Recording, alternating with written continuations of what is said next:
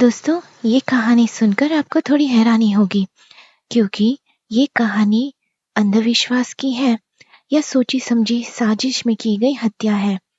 इसको आप ध्यान से सुनिएगा। ये कहानी द फादर ब्राउन के सीरीज में से एक है। इसका नाम है द रॉन्ग शेप, जहाँ पे फादर ब्राउन को शक होता है बस एक कागज के कारण। एक कागज जो तरीके से काटा गया था, और चाहे कातिल ने इसे भले ही जादू टोना जैसे और काफी सारे अंधविश्वास जैसे नाम दे रखे थे, पर ये हत्या सोची समझी साजिश है। ये फादर ब्राउन हमको प्रूफ करके दिखाते हैं इस कहानी में। तो चलिए कहानी को शुरू करते हैं। अगर आपको ऐसी सस्पेंस स्टोरीज पसंद है तो इस चैनल को सब्सक्राइब करना मत भूलिए। The wrong shape. लंदन से उत्तर की ओर जाने वाली कुछ बड़ी सड़कें शहर से बाहर भी काफी दूर तक चली जाती हैं। रास्ते में कई इमारतों की कतार मिलती है। कहीं बीच बीच में खाली जगह होती है, लेकिन सड़क की सीध बनी रहती है। कहीं कुछ दुकानें होती हैं, फिर उनके बाद कोई गिरा हुआ मैदान, फिर कोई मशहूर सराय, फिर कोई बाग या नर्सरी, फिर कोई बड़ा निजी घर, फिर दोबारा मैदान, फिर कोई और सराय। अगर कोई आदमी ऐसी सड़क पर चलता जाए तो उसे एक घर जरूर दिखेगा जो उसका ध्यान खींच लेगा, भले ही वो ये न बता पाए कि क्यों। ये घर लंबा और नीचा है, सड़क के समानांतर बना हुआ है। इसका रंग ज्यादातर सफेद और हल्का हरा है। इसमें बरामदा है, धूप से बचने वाले पर्दे लगे हैं और दरवाजों के ऊपर छतरी जैसे छोटे गुंबद बने हुए हैं, जैसे पुराने जमाने के घरों में होते थे। कुल मिलाकर ये बहुत अंग्रेजी टाइप का घर था और बहुत ऊपर निगरीय, पुराने और इलाके जैसा घर है। फिर भी इस घर को देखकर ऐसा लगता है जैसे इसे गर्म देशों के मौसम के लिए बनाया गया हो। इसकी सफेद दीवारें और सन ब्लाइंड देखकर आदमी को अनजाने में पगड़ी और यहाँ तक कि खजूर के पेड़ों का भी ख्याल आ जाता है। शायद ये घर किसी अंग्रेज भारतीय व्यक्ति ने बनवाया होगा। जो भी इस घर के पास से गुजरेगा वो बिना कारण जाने ही इससे आकर्षित हो जाएगा और उसे लगेगा कि इस घर से जुड़ी कोई कहानी जरूर है, और ये सच भी है। अब आप वही कहानी सुनने वाले हैं, उस अजीब घटना की कहानी जो सन 1800 में व्हीट संडे के समय यहाँ घटी थी। व्हीट संडे से पहले वाला गुरुवार को लगभग 4:30 बजे अगर कोई इस घर के सामने से गुजरा होता तो वो देखता कि घर का आगे का दरवाजा खुलता है और सेंट मुंगो के छोटे चर्च के पादरी फादर ब्राउन हाथ में बड़ी पाइप लिए बाहर आते हैं। उनके साथ उनका एक बहुत लंबा फ्रांसीसी दोस्त फ्लैम्बो भी होता है, जिसके हाथ में छोटी सिगरेट होती है। हो सकता है ये लोग पाठक के लिए खास दिलचस्प न हो, लेकिन सच ये है कि दरवाजा खुलने पर दिखने वाली चीजें सिर्फ यही दो लोग नहीं थी। इस घर की कुछ और अजीब बातें भी थी जिनका जिक्र जरूरी है। पूरा घर टी के आकार में बना था, लेकिन ऐसा टी जिसकी ऊपर वाली लंबी लाइन बहुत लंबी थी और नीचे वाली छोटी लाइन बहुत छोटी। सामने सड़क की ओर जो लंबा हिस्सा था वही घर का मुख्य भाग था। उसी के बीच में मुख्य दरवाजा था और वही हिस्सा 2 मंजिल था जिसमें ज्यादातर जरूरी कमरे थे। पीछे की ओर जो छोटा हिस्सा था वो सिर्फ 1 मंजिल का था और उसमें केवल 2 लंबे कमरे थे जो एक दूसरे से जुड़े हुए थे। पहले कमरे में मशहूर कवि मिस्टर क्विंटन अपना अध्ययन कक्ष रखते थे और वही वे अपनी अजीब पूर्वी कविताएं और कहानियां लिखते थे। उसके बाद वाला कमरा कांच का बना एक ग्रीन हाउस था जिसमें बेहद सुंदर और अनोखे उष्ण कटिबंधीय फूल भरे हुए थे। ऐसी धूप भरी दोपहर में जब सामने का दरवाजा खुला होता तो सड़क से गुजरने वाले लोग सचमुच रुक जाते और हैरानी से देखते रहते। अंदर कमरों की एक लंबी कतार के पार उन्हें ऐसा दृश्य दिखता जैसे किसी परी कथा के नाटक का जादुई दृश्य हो। बैंगनी बादल, सुनहरे सूरज और लाल चमकते सितारे जो बहुत चमकीले होते हुए भी पारदर्शी और दूर दूर से लगते थे। कवि लियोनार्ड क्विंटन ने ये पूरा असर खुद बहुत सोच समझ कर बनाया था। शायद अपनी किसी भी कविता में वो अपने स्वभाव को इतनी अच्छी तरह नहीं दिखा पाए जितना इस सजावट में दिखा पाए थे। वो ऐसा आदमी था जिसे रंगों से बहुत लगाव था। उसे रंगों से प्यार था, लेकिन रूप और बनावट की परवाह कम थी। यही कारण था कि उसकी कला पूरी तरह पूर्वी दुनिया की कल्पनाओं और चित्रों की ओर झुक गई थी। ऐसे कालीन, कढ़ाइयाँ और सजावट जिनमें रंगों का सुंदर बिखराव होता है, लेकिन कोई साफ अर्थ नहीं होता। उसने बहुत रंगीन और उग्र कल्पनाओं से भरी महाकाव्य जैसी कहानियां और प्रेम कथाएं लिखी। जलते हुए सोने जैसे आसमान, तांबे जैसे लाल आकाश, हाथियों पर बैठे पूर्वी वीर और ऐसे विशाल हीरे जवाहरात जिन्हें 100 लोग मिलाकर भी न उठा सके। सीधी भाषा में कहे तो वो पूर्वी राजाओं, खतरनाक कल्पनाओं और अविश्वसनीय गहनों की दुनिया में डूबा रहता था।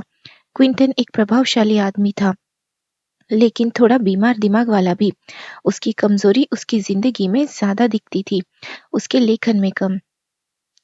स्वभाव से वो चिड़चिड़ा और कमजोर था। अफीम के प्रयोग से उसकी सेहत बहुत बिगड़ चुकी थी। उसकी पत्नी एक सुंदर, मेहनती और जरूरत से ज्यादा काम करने वाली महिला थी।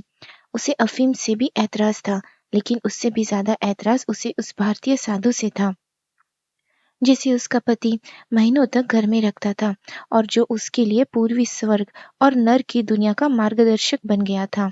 इसी घर से फादर ब्राउन और फ्लैम्बो बाहर आए थे।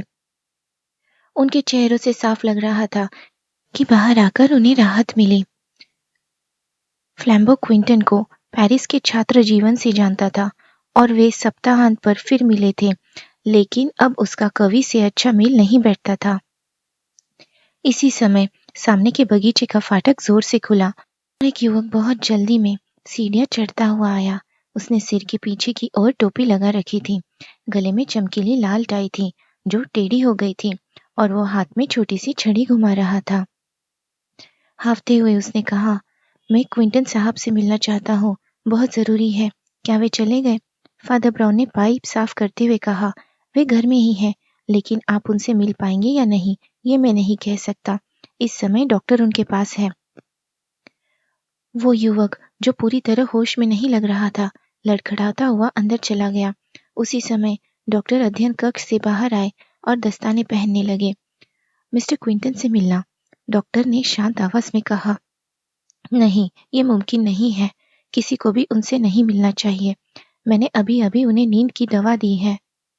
लाल टाई वाले युवक डॉक्टर की कोट की कॉलर पकड़ने की कोशिश करते हुए बोला, लेकिन देखिए साहब, मेरी हालत बहुत खराब है। मैं डॉक्टर ने उसे पीछे हटाते हुए कहा, कोई फायदा नहीं मिस्टर एटकिंसन, जब आप दवा का असर बदल सकेंगे तभी मैं अपना फैसला बदलूंगा। इतना कहकर टोपी ठीक करते हुए वो भी धूप में बाहर निकल आया। वो एक छोटा सा मोटी गर्दन वाला साधारण सा आदमी था, देखने में बिल्कुल मामूली लेकिन काबिलियत वाला लगता था। टोपी लगाए वो युवक जिसे लोगों से ढंग से बात करना बिल्कुल नहीं आता था और जिसे बस इतना ही आता था कि सामने वाले का कोट पकड़ ले, दरवाजे के बाहर खड़ा रह गया। वो ऐसा हक्का बक्का लग रहा था जैसे किसी ने उसे जोर से बाहर फेंक दिया हो। वो चुपचाप उन तीनों को बगीचे से जाते हुए देखता रहा। डॉक्टर हंसते हुए बोला, अभी मैंने एकदम पक्की झूठी बात कही थी। सच तो ये है कि बेचारे क्विंटन को नींद की दवा अभी आधे घंटे बाद दी जानी है, लेकिन मैं उस छोटे बदमाश को अंदर नहीं जाने दूंगा। वो बस पैसे उधार मांगने आता है और लौटाने का तो उसका कोई इरादा नहीं होता। वो बहुत घटिया लड़का है, भले ही वो मिसेस क्विंटन का भाई ही क्यों ना हो, और मिसेस क्विंटन तो बहुत ही अच्छी और भली औरत है। हाँ, फादर ब्राउन ने कहा, वो सचमुच अच्छी औरत है। डॉक्टर बोला, तो मेरा इरादा है कि मैं बगीचे में ही घूमता रहूं जब तक वो लड़का चला न जाए, फिर मैं जाकर क्विंटन को दवा दूंगा। एटकिंसन अंदर नहीं आ सकता क्योंकि मैंने दरवाजा बंद कर दिया है। इस पर फ्लैम्बो बोला, तो फिर डॉक्टर हैरिस, हम लोग कांच वाले ग्रीन हाउस के पीछे की ओर से घूम ले। उधर से अंदर जाने का रास्ता तो नहीं है, लेकिन बाहर से देखना भी अच्छा रहेगा। डॉक्टर हंसते हुए बोला, हाँ, और शायद मैं अपने मरीज की एक झलक भी देख लूं। वो अक्सर ग्रीन हाउस के आखिरी सिरे पर लाल फूलों के बीच एक सोफे पर लेटा रहता है। मुझे तो वहां देखकर डर सा लगता है। लेकिन आप क्या कर रहे हैं? फादर ब्राउन रुक गए थे। लंबी घास में से जो लगभग छिपी हुई थी, उन्होंने एक अजीब सी टेढ़ी मेढ़ी पूर्वी छुरी उठाई।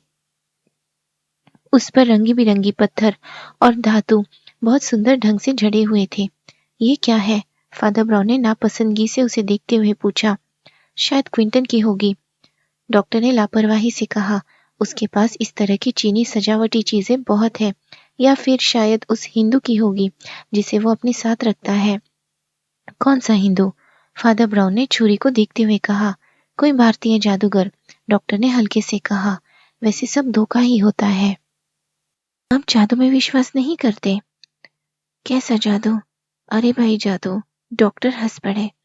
ये बहुत सुंदर है, फादर ब्राउन धीमी और विचारों में डूबी आवाज में बोला। इसके रंग बहुत सुंदर है, लेकिन इसका आकार गलत है। किस लिए गलत? फ्लैम्बो ने हैरानी से पूछा। हर काम के लिए। यह अपने आप में ही गलत आकार का है। क्या तुम्हें कभी पूर्वी कला को देखकर ऐसा नहीं लगता? रंग बहुत सुंदर होते हैं, लेकिन आकार बुरे और घटिया होते हैं, जानबूझकर बुरे। मैंने तुर्की कालीनों में भी बुरी चीजें देखी हैं। हे ईश्वर! फ्लैम्बो हंस पड़ा। फादर ब्राउन की आवाज धीमी होती चली गई।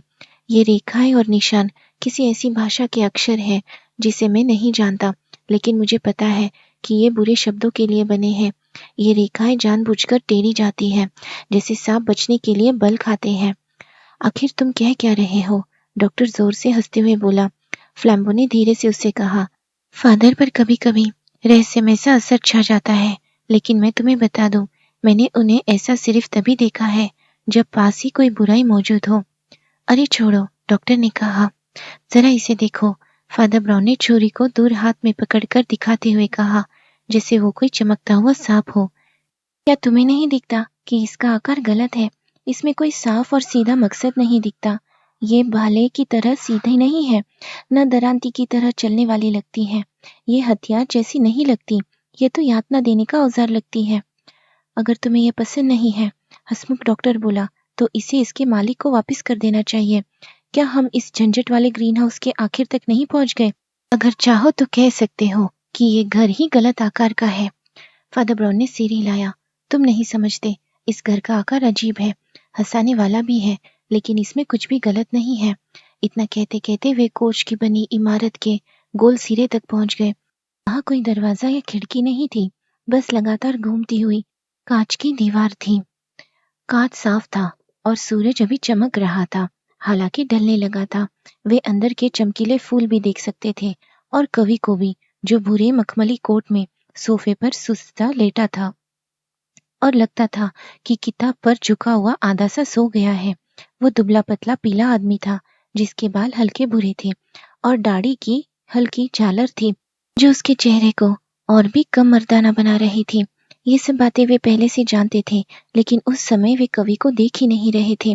उनकी निगाहें एक दूसरी चीज पर जमी हुई थी। ठीक उनके सामने कांच वाले कमरे के गोल सिरे के बाहर एक लंबा आदमी खड़ा था।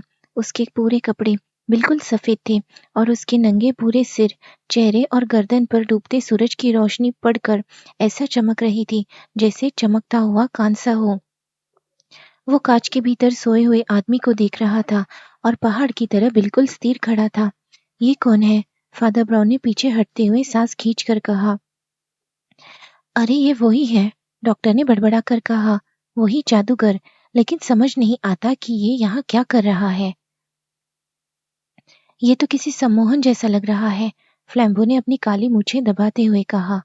तुम लोग हर बात में सम्मोहन की बेकार बातें क्यों करते हो? डॉक्टर झुंझला कर बोला। ये चोरी करने जैसा ज्यादा लग रहा है। खैर, उससे बातें तो करेंगे ही, फ्लैम्बो बोला। वो हमेशा तुरंत काम करने वाला आदमी था। एक ही लंबे कदम में वो उस जगह पहुंच गया जहां वो भारतीय आदमी खड़ा था। अपनी लंबी कद काठी से उसके ऊपर झुकते हुए उसने शांति से और बिना झिझक के कहा, गुड इवनिंग साहब, आपको कुछ चाहिए? बहुत धीरे धीरे, जैसे कोई बड़ा जहाज बंदरगाह की ओर मुड़ता है। उस बड़े पीले चेहरे ने घूमकर पीछे की ओर देखा। सब चौंक गए जब उन्होंने देखा कि उसकी पीली पलकें पूरी तरह बंद थी, जैसे वो सो रहा हो। थैंक यू, उस चेहरे ने बहुत अच्छी अंग्रेजी में कहा। मुझे कुछ नहीं चाहिए। फिर उसने पलकों को थोड़ा सा खोला और चमकती हुई आग की एक पतली झलक दिखाते हुए फिर कहा, मुझे कुछ नहीं चाहिए। फिर उसने आंखें पूरी खोल दी, बहुत अजीब ढंग से घूरते हुए बोला, मुझे कुछ नहीं चाहिए, और सरसराता हुआ अंधेरे होते बगीचे में चला गया। ईसाई आदमी ज्यादा विनम्र होता है, फादर ब्राउन बुदबुदाए। वो कुछ तो चाहता है। आखिर वो कर क्या रहा है? फ्लैम्बो ने अपनी काली बोहें सिकोड़ते हुए धीमी आवाज में पूछा। मैं बाद में तुमसे बात करना चाहूंगा, फादर ब्राउन ने कहा। सूरज की रोशनी अब भी थी, लेकिन अब शाम की लाल रोशनी भी थी। बगीचे के पेड़ पौधे उसके सामने और भी काले होते जा रहे थे। वे लोग ग्रीन हाउस के सिरे के चारों ओर घूमे और सामने के दरवाजे की ओर जाने के लिए दूसरी तरफ चुपचाप चल पड़े। चलते हुए उन्हें ऐसा लगा जैसे उन्होंने किसी को चौंका दिया हो, जैसे कोई पक्षी चौंक उठे।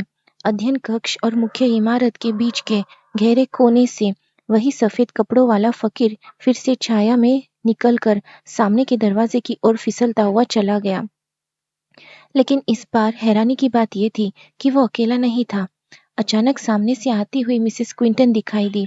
उनके भारी सुनहरे बाल थे और चेहरा चौड़ा और फीका था। वे सांझ की रोशनी में उनकी ओर बढ़ रही थी। उनका चेहरा थोड़ा सख्त था, लेकिन व्यवहार पूरी तरह शिष्ट था। गुड इवनिंग डॉक्टर हैरिस, उन्होंने बस इतना ही कहा। गुड इवनिंग मिसेस क्विंटन, छोटे डॉक्टर ने खुशदिल आवाज में कहा। मैं अभी आपके पति को नींद की दवा देने जा रहा हूँ। हाँ, उन्होंने साफ आवाज में कहा। अब समय हो गया है। और वे हल्की मुस्कान के साथ घर के अंदर चली गई। वो औरत बहुत ज्यादा थकी हुई है, फादर ब्राउन बोले। ऐसी औरत 20 साल तक अपना फर्ज निभाती रहती है और फिर एक दिन कोई बहुत भयानक काम कर बैठती है। डॉक्टर ने पहली बार उन्हें ध्यान से देखा। क्या आपने कभी चिकित्सा पढ़ी है? उसने पूछा। हम लोगों को शरीर के साथ साथ मन के बारे में भी जानना पड़ता है, पादरी ने उत्तर दिया। और आपको मन के साथ साथ शरीर के बारे में। खैर, डॉक्टर बोला, मैं जाकर क्विंटन को उसकी दवा दे देता हूँ। वे लोग घर के सामने वाले हिस्से की मोड़ तक पहुंच चुके थे और मुख्य दरवाजे की ओर बढ़ रहे थे। जैसे ही वे दरवाजे के पास पहुंचे, उन्होंने तीसरी बार उस सफेद कपड़े वाले आदमी को देखा। वो बिल्कुल सीधे सामने के दरवाजे की ओर आ रहा था। ऐसा लग रहा था मानो वो ठीक सामने वाले अध्ययन कक्ष से ही निकला हो, जबकि वे जानते थे कि उस कमरे का दरवाजा बंद था। फादर ब्राउन और फ्लैम्बो ने ये अजीब बात अपने मन में ही रखी। डॉक्टर हैरिस ऐसे आदमी नहीं थे जो असंभव बातों पर दिमाग लगाए। उन्होंने उस हर जगह मौजूद एशियाई आदमी को बाहर जाने दिया और तेजी से अंदर हॉल में चले गए। वहां उन्हें वो आदमी दिखा जिसे वे लगभग भूल ही चुके थे। बेवकूफ सा एटकिंसन अब भी वही खड़ा था। बेसुरी आवाज में कुछ गुनगुना रहा था और अपनी गांठदार छड़ी से इधर उधर चीजों को ठोक रहा था। डॉक्टर के चेहरे पर झुंझलाहट और दृढ़ता साफ दिखी। उन्होंने जल्दी से अपने साथियों से फुसफुसाकर कहा, मुझे फिर से दरवाजा बंद करना होगा, नहीं तो ये चूहा अंदर घुस जाएगा। मैं 2 मिनट में वापस आ जाऊंगा। उन्होंने जल्दी से दरवाजा खोला और अंदर जाकर पीछे से बंद कर लिया। टोपी वाला युवक हड़बड़ी में अंदर घुसने ही वाला था, लेकिन रुक गया। वो झुंझलाकर हॉल की एक कुर्सी पर जा गिरा। फ्लैम्बो दीवार पर लगी फारसी तस्वीर देखने लगा। फादर ब्राउन जैसे किसी धुन में हो दरवाजे को घूरते रहे। लगभग 4 मिनट बाद दरवाजा फिर खुला। इस बार एटकिंसन तेज था। वो उछलकर आगे बढ़ा, पल भर के लिए दरवाजा खुला रखा और चिल्लाया, अरे सुनिए क्विंटन, मुझे। अध्ययन कक्ष के दूसरे सिरे से क्विंटन की साफ आवाज आई, जिसमें ऊब और हंसी दोनों थे। मुझे पता है तुम्हें क्या चाहिए। ले लो और मुझे चैन से रहने दो। मैं मोरों पर एक गीत लिख रहा हूँ। दरवाजे की दरार से आधा सोवरेन सिक्का बाहर उछला। एटकिंसन लड़खड़ाते हुए आगे बढ़ा और बड़ी सफाई से उसे पकड़ लिया। अब ये मामला निपट गया, डॉक्टर ने कहा और गुस्से से दरवाजा बंद करके उन्हें बाहर बगीचे की ओर ले गया। चला लेनर्ड, अब कुछ देर शांति से रह सकेगा, उसने फादर ब्राउन से कहा। वो 1-2 घंटे के लिए अंदर बिल्कुल अकेला बंद है। हाँ, फादर ने कहा, और जब हम निकले थे तब उसकी आवाज काफी खुश लग रही थी। फिर उसने गंभीरता से बगीचे की ओर देखा। एटकिंसन ढीले ढाले खड़ा अपनी जेब में पड़े सिक्के को खनका रहा था। उससे आगे बैंगनी सी सांझ में वो भारतीय आदमी घास के टीले पर बिल्कुल सीधा बैठा था और उसका चेहरा डूबते सूरज की ओर था। अचानक फादर ब्राउन बोले, मिसेस क्विंटन कहाँ है? वो अपने कमरे में चली गई है, डॉक्टर ने कहा। वो रही पर्दे पर उनकी परछाई। फादर ब्राउन ने ऊपर देखा और गैस लाइट से रोशन खिड़की पर बनी काली आकृति को ध्यान से देखा। हाँ, उन्होंने कहा, वो उनकी परछाई है। और वे 2-4 कदम चलकर बगीचे की एक बेंच पर बैठ गए। फ्लैम्बो भी उनके पास बैठ गया, लेकिन डॉक्टर ऐसे फुर्तीले आदमी थे जो बैठकर नहीं रह सकते थे। वे सिगरेट पीते हुए अंधेरे में टहलने निकल गए और दोनों दोस्त अकेले रह गए। फ्लैम्बो ने फ्रेंच में कहा, मेरे पिता, आपको क्या हो गया है? फादर ब्राउन ने आधा मिनट तक बिल्कुल चुप और स्थिर रहे, फिर बोले, अंधविश्वास धर्म के खिलाफ है, लेकिन इस जगह की हवा में कुछ अजीब सा है। मुझे लगता है वो भारतीय आदमी इसकी वजह है, कम से कम कुछ हद तक। वे फिर चुप हो गए और दूर बैठे उस भारतीय आकृति को देखते रहे, जो अब भी ऐसे बैठा था जैसे प्रार्थना कर रहा हो। पहली नजर में वो बिल्कुल स्थिर लगता था, लेकिन ध्यान से देखने पर फादर ब्राउन ने देखा कि उसका शरीर बहुत हल्के से लय में हिल रहा था, ठीक वैसे ही जैसे पास के पेड़ों की ऊपरी टहनियां हल्की हवा में हिल रही थी, जो अंधेरे बगीचे के रास्तों से गुजरती हुई गिरे हुए पत्तों को थोड़ा सा खड़खड़ा रही थी। आसपास का दृश्य तेजी से अंधेरा होता जा रहा था, जैसे कोई तूफान आने वाला हो। फिर भी वे सब लोग अपनी अपनी जगह पर साफ दिखाई दे रहे थे। एटकिंसन एक पेड़ से टिककर सुस्त चेहरे के साथ खड़ा था। क्विंटन की पत्नी अब भी अपनी खिड़की पर थी। डॉक्टर ग्रीनहाउस के सिरे की ओर टहलता हुआ चला गया था। उसका सिगार टिमटिमाती रोशनी जैसा दिखाई दे रहा था, और वो फकीर अभी बिल्कुल सीधा बैठा था और धीरे धीरे हिल रहा था, जबकि उसके ऊपर के पेड़ भी हिलने लगे थे और मानो गरजने लगे हो। साफ था कि तूफान आने ही वाला था। जब उस भारतीय आदमी ने हमसे बात की, ब्राउन धीमी साधारण आवाज में बोलता रहा, तो मुझे उसकी और उसकी पूरी दुनिया का एक सा दृश्य दिखाई दिया था, जबकि उसने बस वही बात 3 बार कही थी।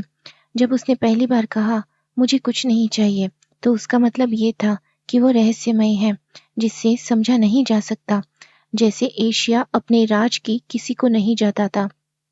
फिर उसने दोबारा कहा, मुझे कुछ नहीं चाहिए, तब मुझे समझ आया कि उसका मतलब था कि वो अपने आप में ही पूरा है, जैसे एक पूरी दुनिया।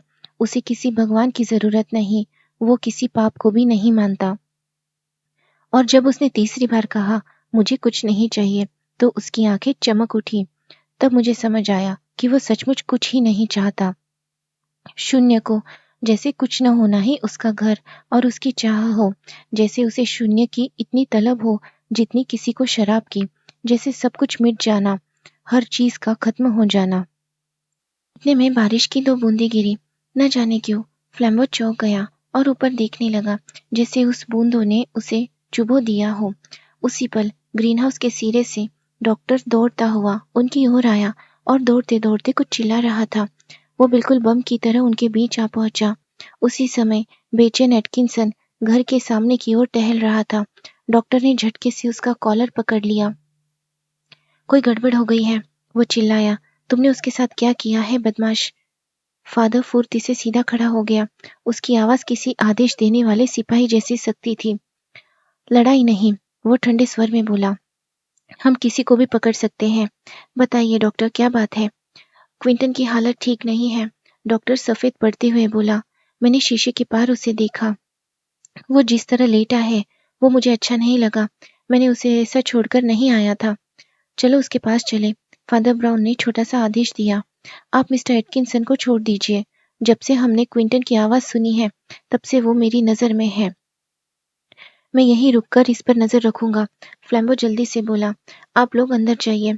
डॉक्टर और पादरी भागते हुए अध्ययन कक्ष के दरवाजे तक पहुंचे, ताला खोला और कमरे में घुस गए। अंदर जाते ही वे बीच में रखी बड़ी मेहगोनी की मेज से टकराते टकराते बचे, जिस पर कवि आमतौर पर लिखा करता था। क्योंकि कमरे में बस एक छोटी सी आग जल रही थी, जो बीमार आदमी के लिए रखी गई थी। मेज के बीच में कागज की एक शीट रखी थी, जो साफ लग रहा था कि जानबूझकर वहां छोड़ी गई है। डॉक्टर ने झपट कर उसे उठाया, जल्दी से देखा, फादर ब्राउन को पकड़ा दिया और बोला, हे ईश्वर, ये देखिए। और वो आगे बने कांच वाले कमरे की ओर भाग गया, जहां डरावने उष्णकटिबंधीय बंधीय फूल अभी डूबते सूरज की लाल झलक संभाले हुए थे। फादर ब्राउन ने वो शब्द 3 बार पढ़े, तब जाकर कागज नीचे किया। लिखा था, मैं अपने ही हाथ से मर रहा हूँ, फिर भी मेरी हत्या की जा रही है। ये शब्द लेनर्ड क्विंटन की बेहद अजीब और लगभग न पढ़ी जाने वाली लिखावट में थे। कागज हाथ में पकड़े हुए फादर ब्राउन भी ग्रीन हाउस की ओर बढ़ा, लेकिन तभी उसका डॉक्टर मित्र सामने से लौटता हुआ मिल गया। उसके चेहरे पर पक्के यकीन और टूटन सी थी। उसने कर लिया है, हैरिस बोला। वे दोनों कैक्टस और ओजिलिया के अस्वाभाविक लेकिन सुंदर पौधों के बीच से होते हुए अंदर गए। वहां उन्होंने लियोनार्ड क्विंटन, कवि और कहानीकार को देखा। उसका सिर ऑटोमन से नीचे लटक रहा था और उसके लाल घुंघराले बाल जमीन को छू रहे थे। उसके बाएं बाजू में वही अजीब सा खंजर गड़ा हुआ था जो उन्होंने बगीचे में उठाया था, और उसका ढीला हाथ अब भी उसकी मूठ पर टिका हुआ था। बाहर तूफान एक ही झटके में आ गया था, जैसे अचानक रात छा जाए। बगीचा और कांच की छत तेज बारिश से अंधेरे हो गए थे। फादर ब्राउन लाश से ज्यादा उस कागज को ध्यान से देख रहा था। वो उसे आंखों से पास लाकर धुंधली रोशनी में पढ़ने की कोशिश कर रहा था। फिर उसने उसे हल्की रोशनी की तरफ उठाया। उसी पल बिजली चमकी और एक पल के लिए इतना तेज उजाला हुआ कि उसके सामने कागज काला सा दिखाई दिया। फिर गड़गड़ाहट के साथ फिर अंधेरा छा गया। गर्जना के बाद अंधेरे में फादर ब्राउन की आवाज गूंजी, डॉक्टर, ये कागज सही आकार का नहीं है। आप कहना क्या चाहते हैं? डॉक्टर हैरिस ने बोहे सिकोड़ते हुए पूछा। ये चोकर नहीं है, ब्राउन बोला। इसके एक कोने से थोड़ा सा कटा हुआ है। इसका क्या मतलब है? मुझे कैसे पता? डॉक्टर झुंझला कर बोला। क्या हमें इस बेचारे को हिलाना चाहिए? वो तो पूरी तरह मर चुका है। नहीं, फादर ब्राउन ने कहा, हमें उसे जैसे है वैसे ही छोड़ना होगा और पुलिस को बुलाना होगा। लेकिन वो अभी उस कागज को ध्यान से देख रहा था। जब वे फिर से अध्ययन कक्ष से गुजरे तो वो मेज के पास रुका और नाखून काटने वाली छोटी सी कैंची उठा ली। उसने कुछ राहत के साथ कहा, यही वो चीज है जिससे उसने ये किया, लेकिन फिर भी। और वो माथा सिकोड़ने लगा। अरे छोड़िए इस कागज के टुकड़े से खेलना, डॉक्टर ने झुंझला कर कहा। ये उसकी आदत थी। उसके पास ऐसे सैकड़ों कागज थे। वो अपने सारे कागज को ऐसे ही काटता था। उसने दूसरी छोटी सी मेज पर रखे उपदेशों वाले कागज के ढेर की ओर इशारा किया। फादर ब्राउन वहां गया और एक शीट उठाई। उसका आकार भी वैसा ही टेढ़ा मेढ़ा था। बिल्कुल, उसने कहा, और यहाँ मुझे वे कोने भी दिख रहे हैं जो काटे गए थे। और अपने साथी की नाराजगी के बावजूद वो उसे गिनने लगा। ठीक है, वो माफी भरी मुस्कान के साथ बोला। 23 शीटें काटी गई है और उनमें से 22 के कोने काटे गए हैं। और अब क्योंकि आप उतावले हैं, हम बाकी लोगों के पास चलते हैं। उसकी पत्नी को कौन बताएगा? डॉक्टर हैरिस ने पूछा। क्या तुम अभी जाकर उसे बता दोगे, जब तक मैं पुलिस के लिए नौकर को भेजता हूँ? जैसा तुम्हें ठीक लगे, फादर ब्राउन ने उदासीन सा कहा और हॉल के दरवाजे की ओर चला गया। वहां भी उसे एक नाटक सा दृश्य दिखाई दिया, मगर कुछ अजीब ढंग का। उसने देखा कि उसका बड़ा दोस्त फ्लैम्बो एक ऐसे हाल में खड़ा था जिसमें वो अब बहुत कम ही दिखाई देता था। सीढ़ियों के नीचे रास्ते पर एटकिंसन औंधे मुंह पड़ा था कि जूते हवा में थे। उसकी गोल टोपी और छड़ी रास्ते में अलग अलग दिशाओं में गिरी पड़ी थी। आखिरकार एटकिंसन फ्लैम्बो की लगभग पिता जैसी निगरानी से ऊब गया था और उसने उसे गिराने की कोशिश की थी, जो अपोशो के राजा के साथ करना कोई आसान खेल नहीं था, चाहे वो राजा अब अपने पद से हट ही क्यों न गया हो। फ्लैम्बो अपने दुश्मन पर फिर से झपटने ही वाला था कि पादरी ने आराम से उसके कंधे पर हाथ रख दिया। मेरे दोस्त मिस्टर एटकिंसन से समझौता कर लो, उसने कहा। आपस में माफी मांग लो और गुड नाइट कह दो। हमें उसे और रोकने की जरूरत नहीं है। फिर जब एटकिंसन थोड़ा हिचकिचाते हुए उठा, अपनी टोपी और छड़ी उठाई और बगीचे के फाटक की ओर चल पड़ा, तो फादर ब्राउन ने ज्यादा गंभीर आवाज में कहा, वो भारतीय आदमी कहाँ है? तीनों, क्योंकि अब डॉक्टर भी उनके पास आ गया था, अपने आप उस घास की ढलान की ओर देखने लगे जहां पेड़ हवा में झूल रहे थे और जहां उन्होंने आखिरी बार उस बुरे रंग के आदमी को अजीब सी प्रार्थना करते हुए हिलते देखा था। वो भारतीय यहाँ नहीं था। कमबख्त, डॉक्टर गुस्से में पैर पटकते हुए बोला। अब तो मुझे यकीन है कि यही उस नीच ने ये सब किया है। मुझे तो लगा कि आप जादू में विश्वास नहीं करते, फादर ब्राउन ने शांत स्वर में कहा। पहले नहीं करता था, डॉक्टर आंखें घुमाते हुए बोला। मुझे तो वो पीला शैतान तब भी नफरत भरा लगता था जब मैं उसे नकली जादूगर समझता था, और अगर वो सच में जादूगर निकला तो मैं उससे और ज्यादा नफरत करूंगा। खैर, उसके भाग जाने में कोई फर्क नहीं पड़ता, फ्लैम्बो बोला। हम उसके खिलाफ कुछ साबित भी नहीं कर सकते, न कुछ कर सकते थे। कोई पादरी थानेदार के पास ये कहने थोड़ी जाएगा कि किसी ने जादू या आत्मसम्मोहन से आत्महत्या करवा दी। इधर फादर ब्राउन घर के अंदर चला गया और मरे हुए आदमी की पत्नी को खबर देने गया।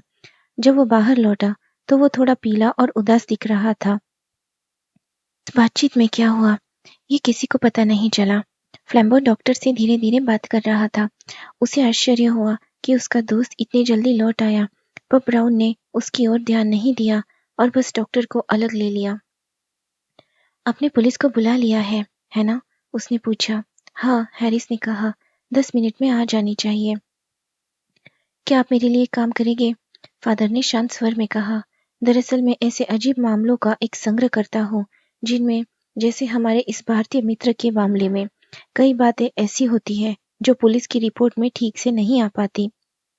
मैं चाहता हूँ कि आप इस पूरे मामले की एक रिपोर्ट मेरे निजी इस्तेमाल के लिए लिख दें। आपका पेशा समझदारी वाला है, उसने डॉक्टर की आंखों में सीधे देखते हुए कहा। कभी कभी मुझे लगता है कि आप इस मामले की बातें जानते हैं जो आपने अब तक बताई नहीं है। मेरे काम भी ऐसे ही गोपनीय है। आप जो लिखेंगे वो पूरी तरह गोपनीय रहेगा, लेकिन सब कुछ लिखिए। डॉक्टर ने सिर थोड़ा एक और झुकाकर ध्यान से सुना, एक पल फादर की ओर देखा और बोला, ठीक है, और वो अध्ययन कक्ष में चला गया और दरवाजा बंद कर लिया। फ्लैम्बो, फादर ब्राउन ने कहा, बरामदे के नीचे वहाँ एक लंबी बेंच है जहाँ हम बारिश से बचकर धूम्रपान कर सकते हैं। तुम इस दुनिया में मेरे अकेले दोस्त हो और मैं तुमसे बात करना चाहता हूँ, या शायद तुम्हारे साथ चुप बैठना। वे दोनों बरामदे की बेंच पर आराम से बैठ गए।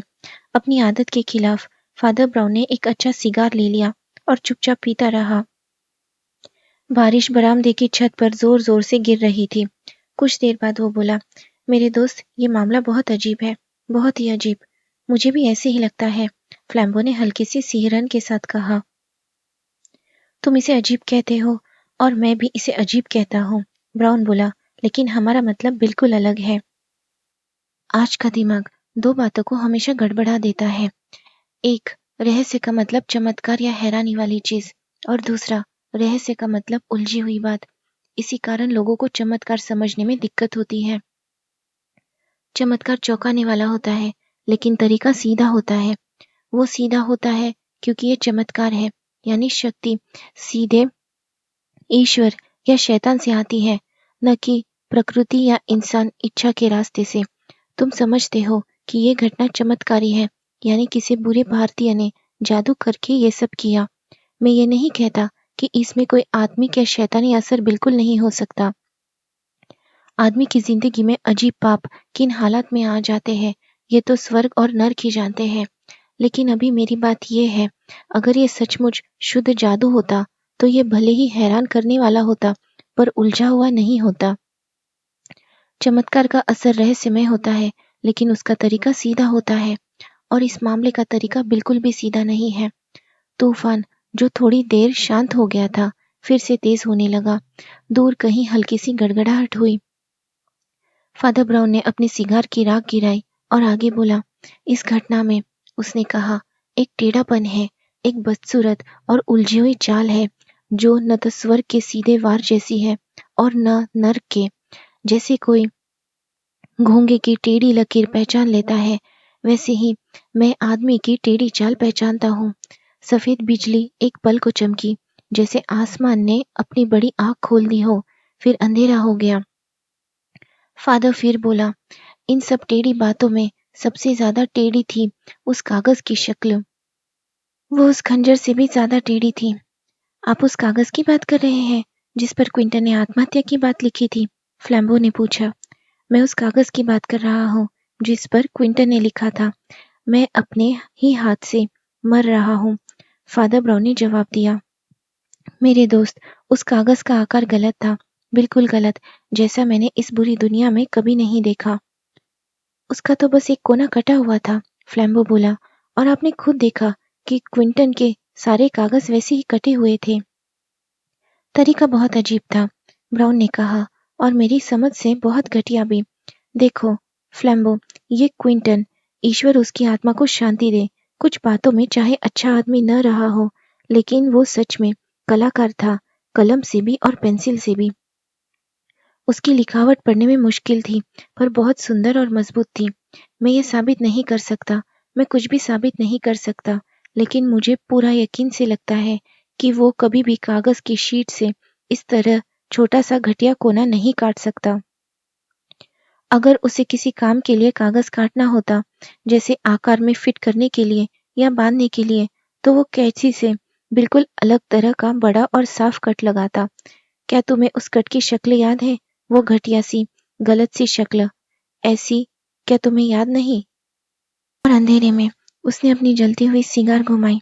इतनी तेजी से टेढ़े मेढ़े चौकर बन रहे थे कि फ्लैम्बो को सचमुच लगा जैसे अंधेरे पर आग के अजीब से निशान बन रहे हों। ऐसे निशान जिनका जिक्र उसके दोस्त ने किया था, जिन्हें पढ़ा तो नहीं जा सकता, पर जिनका मतलब अच्छा नहीं हो सकता। लेकिन फ्लैम्बो ने कहा, जब पादरी ने फिर सिगार मुंह में रख ली और पीछे झुककर छत की ओर देखने लगा, मान लो किसी और ने कैंची इस्तेमाल की हो, तो फिर किसी और के कागज काटने से क्विंटन ने आत्महत्या क्यों की? फादर ब्राउन अभी पीछे झुककर छत देख रहा था, अपनी सिगार मुंह से निकाली और कहा, क्विंटन ने आत्महत्या की ही नहीं। फ्लैम्बो से घूरने लगा। अरे ये क्या कह रहे हो? वो चिल्लाया। फिर उसने खुद क्यों लिखा कि उसने आत्महत्या की है? फादर आगे झुका, घुटनों पर कोहनी पर टिककर जमीन की ओर देखा और साफ धीमी आवाज में बोला, उसने ये भी नहीं लिखा कि उसने आत्महत्या की है। फ्लैम्बो ने सिगार रख दी। तुम्हारा मतलब है, उसने कहा, कि लिखावट नकली थी? नहीं, फादर ब्राउन ने कहा, लिखा तो क्विंटन ने ही था। तो फिर बात साफ है, गुस्से में फ्लैम्बो बोला, क्विंटन ने खुद अपने हाथों से लिखा, मैं अपने ही हाथ से मर रहा हूँ। गलत आकार के कागज पर, फादर ने शांत स्वर में जोड़ा। अरे छोड़ो इस कागज के आकार को। फ्लैम्बो झुंझला उठा, आकार का इससे क्या लेना देना? 23 कागजों के कोने काटे गए थे, ब्राउन ने बिना हिले कहा, लेकिन कटे हुए टुकड़े सिर्फ 22 थे। इसका मतलब एक टुकड़ा नष्ट कर दिया गया था, शायद वही टुकड़ा जो उस लिखे हुए कागज से कटा था। क्या इससे तुम्हें कुछ समझ नहीं आता? फ्लैम्बो के चेहरे पर अचानक समझ की झलक आई। उस कागज पर पहले कुछ और भी लिखा था, वो बोला, कोई और बात, जैसे वे तुमसे कहेंगे कि मैं अपने ही हाथ से मर रहा हूँ, या फिर इस पर विश्वास मत करना। बिल्कुल सही रास्ते पर हो, फादर ब्राउन बोला, लेकिन वो टुकड़ा आधा इंच से भी छोटा था। उस पर एक पूरा शब्द तो दूर, 5 शब्द आ ही नहीं सकते थे। क्या तुम्हें कोई ऐसी चीज सूझती है जो एक कॉमा से भी ज्यादा बड़ी न हो और जिसे उस आदमी ने, जिसके दिल में नर्क भरा था, सबूत मिटाने के लिए काट दिया हो? नहीं, फ्लैम्बो ने कहा, मुझे कुछ नहीं सूझता। उदाहरण चिन्ह, कोई चिन्ह, पादरी ने कहा और अपनी सिगार अंधेरे में फेंक दी जैसे टूटता हुआ तारा। फ्लैम्बो बिल्कुल चुप रहा। फादर ब्राउन बोला, जैसे बिल्कुल बुनियादी बात पर लौट आ रहे हो। लेनर्ड क्विंटन कहानियां गढ़ने वाला आदमी था। वो जादू और सम्मोहन पर एक पूर्वी कहानी लिख रहा था। इतने में पीछे से दरवाजा खुला और डॉक्टर टोपी पहने बाहर आया। उसने एक बड़ा लिफाफा फादर ब्राउन के हाथ में दिया। ये रही वो रिपोर्ट जो आप चाहते थे, उसने कहा। अब मुझे घर जाना चाहिए। Good night. Good night, father Brown ने कहा। डॉक्टर तेजी से फाटक की ओर चला गया। सामने का दरवाजा खुल रहा था और गैसलाइट की रोशनी उन दोनों पर पड़ रही थी। उसी रोशनी में फादर ब्राउन ने लिफाफा खोला और पढ़ा, डियर फादर ब्राउन, आप जीत गए। आपकी आंखें बहुत पैनी हैं। मुझे अब लगने लगा है कि शायद आपकी बातों में कुछ सच्चाई है। मैं बचपन से प्रकृति और उसकी इच्छाओं पर विश्वास करता आया हूँ, चाहे लोग उन्हें सही कहें या गलत। मुझे हमेशा लगता रहा कि अच्छा जानवर होना ही सबसे बड़ी अच्छाई है, लेकिन इस समय मैं डगमगा गया हूँ। मुझे ऐसा लग रहा है कि प्रकृति भी आदमी को धोखा दे सकती है। शायद मैं ही बीमार सोच रहा हूँ। मैं क्विंटन की पत्नी से प्यार करता था, इसमें क्या गलत था? प्रकृति ने मुझे यही सिखाया था और मुझे सच में लगता था कि वो मेरे साथ ज्यादा सुखी रहती, उस परेशान से पागल आदमी के बजाय। मेरे अपने सिद्धांत के अनुसार क्विंटन को मारना सबके लिए अच्छा होता, यहाँ तक कि उसके लिए भी, लेकिन मैं खुद मरना नहीं चाहता था। इसलिए मैंने तय किया कि तभी ये करूंगा जब बच निकलने का रास्ता होगा। आज सुबह मुझे वो मौका मिल गया। आज मैं 3 बार क्विंटन के कमरे में गया। पहली बार वो अपनी कहानी के बारे में ही बोलता रहा, जिसमें एक भारतीय साधु किसी अंग्रेज अफसर को सोच के ज़रिए आत्महत्या करने पर मजबूर कर देता है। उसने मुझे आखिरी पन्ने दिखाए और आखिरी पंक्ति पढ़कर सुनाई। मैं अपने ही हाथ से मर रहा हूँ, फिर भी मेरी हत्या हुई है। संयोग से ये पंक्ति के एक कागज के सबसे ऊपर लिखी हुई थी। मैं डरावने मौके को पहचान कर बाहर बगीचे में चला गया। फिर 2 बातें मेरे पक्ष में आ गई। आपको भारतीय पर शक हुआ और आपको एक खंजर मिला। मैंने मौका पाकर वो अपनी जेब में रख लिया। मैं वापस कमरे में गया, दरवाज़ा बंद किया और फिर उसे दवा पिला दी। मैंने जानबूझकर उससे एटकिंसन को जवाब दिलवाया ताकि ये साबित हो जाए कि कमरे से निकलते समय वो जिंदा था। फिर मैं जल्दी से लौटा और 1.5 मिनट में सब कुछ कर डाला। मैंने उसकी कहानी के शुरू के सारे पन्ने आग में झोंक दिए। फिर मुझे समझ आया कि उदाहरण चिन्ह रह गए हैं, इसीलिए मैंने उन्हें काट दिया और बाकी कागजों के कोने भी काट दिए ताकि शक न हो। इस तरह उसका आत्महत्या वाला बयान मेज पर पड़ा था और वो खुद अंदर बेहोश पड़ा था। आखिरी काम बहुत खतरनाक था। मैंने बहाना बनाया कि वो मर चुका है। जब आप कागज पढ़ रहे थे, तभी मैंने उसे मार दिया। उसके अपने हाथ से खंजर पकड़वा कर मैंने उसे उसके शरीर में घुसा दिया। अब अजीब बात यह है कि मुझे बहुत बुरा लग रहा है। मुझे ऐसा लग रहा है जैसे मैंने कुछ गलत किया है। शायद मैं पागल हो रहा हूँ। मैं अब और नहीं लिख सकता। Jem Erikson Harris. Father Brown ने चिट्ठी तय करके अपनी जेब में रख ली। उसी समय फाटक की घंटी जोर से बजी और सड़क पर खड़े कई पुलिस वाले के भीगे रेनकोट चमकते दिखाई दिए।